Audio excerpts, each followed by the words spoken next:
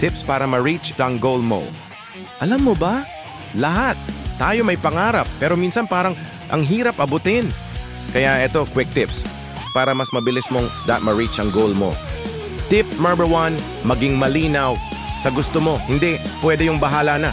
Kailangan specific, parang GPS, dapat alam mo kung saan ka pupunta. Tip number 2, gumawa ng plano. Hindi sapat na may dream ka lang. Kailangan may small, consistent steps ka kung paano mo siya maaabot. Tips 3, iwas sa distractions, social, media, chika, or mga bagay na wala. Sa alignment ng goal mo, limitahan mo. Time is your greatest asset. Tip number 4, surround yourself with the right people. Yung mag-encourage sa'yo, hindi magdo-down. Positivity fuels progress. Tip number 5, huwag sumuko. Lahat ng success story, dumaan sa challenges, pero hindi sila tumigil. Kung pagod ka, pahingal ang huwag quit.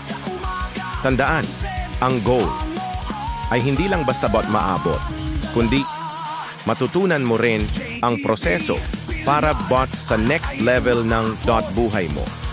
Thanks for watching.